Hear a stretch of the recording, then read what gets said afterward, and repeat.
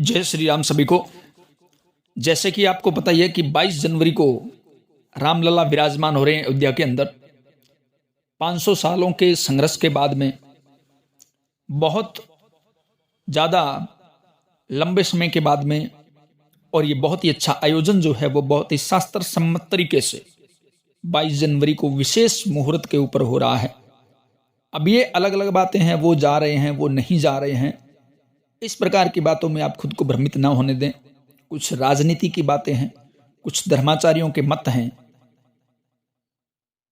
आप अपने घर में क्या कर सकते हैं? जो लोग भगवान राम में आस्था रखते हैं उनके लिए मेरी विनम्र प्रार्थना है, इससे आपको कोई फर्क नहीं पड़ता। आप कुछ देर के लिए सभी चीज़ों को अगर एक साइड में रख देते हैं और केवल भगवान राम को मानते हैं, इस काम की शीघ्रता लोगों के लिए न जाने कितने सालों से थी।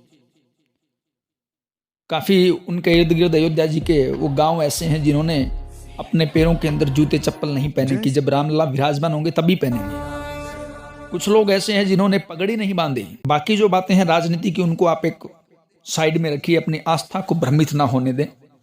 और रही मंदिर के निर्माण कार्य की बात, मंदिर का पूर्ण निर्माण है वो कभी पूरा नहीं होता, चलता रहता है। क्योंकि अभी तो लोग यहाँ पहली बार जा रहे हैं, उसके बाद में मन्नत मांगेंगे और बहुत चढ़ावा आएगा। लोग सोना चांदी के गेट न जाने कितना कुछ लगेगा।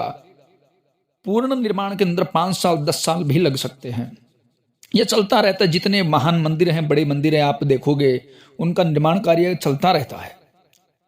प्राण प्रतिष्ठा के बाद में है वो मंदिर की शुरुआत मान ली जाती है। मूर्ति के प्राण प्रतिष्ठित हो जाने के बाद में वो जागृत हो जाती है और वहां पर अपनी इच्छाएं हैं, जो भी मनोकामना है, पूजा पाठ है, ये सब कुछ है वो सुचारू रूप से चलने लगता है। तो 22 जनवरी को आप उसी ठीक समय पर जब रामलला विराजमान हो, पहले तो जितने दिन बचे हैं उनमें से आप 5 दिन 3 दिन जितने भी दिन हैं, आप सात्विकता के साथ रहें, सात्विक भोजन करें, सात्विक वृत्ति के साथ रहें।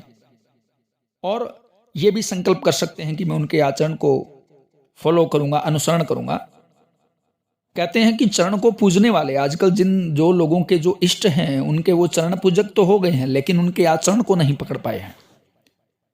जो चरण पूजक होता है वो धनवान बनता है, उसकी मनोकामना है वो भी पूर्ण होती है, लेकिन आचरण को पकड़ने से व्यक्ति महान बनता है। तो जो आचरण उन्होंने दिया अपने पत्नी के प्रति, भाई के प्रति, माता पिता के प्रति, समाज के प्रति, जो उनका आचरण था उनको भी आप अनुसरण करने का प्रयास करें। इससे जीवन के अंदर बहुत ज्यादा परिवर्तन होगा। तो 22 जनवरी को आप उस मुहूर्त के अंदर जब रामलला विराजमान होंगे तो अपने घर के मंदिर के अंदर आप पूजा पाठ करें। उसमें आप भगवान राम का स्तोत्र का पाठ कर सकते हैं। श्री शत्रुघ्न जी, श्री भरत जी, श्री लक्ष्मण जी की सैपत्नी सहित आप पूजा वंदन कर सकते हैं। सीताराम जी की, कुलगुरु वशिष्ठ जी की और अयोध्या जी को, इन सभी को आप सरयू नदी को आप नमस्कार करें, उनसे प्रार्थना करें, दीप जलाएं, भगवान की स्तुति करें।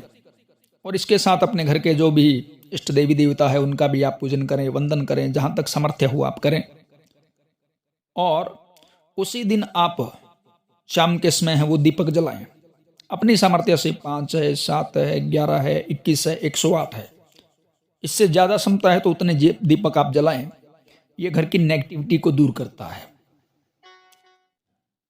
इस प्रकार, और इसके साथ सबसे बड़ा फायदा यह है श्री रामनवमी से पहले होने का कि आप एक अपनी मन्नत है वो मान सकते हैं।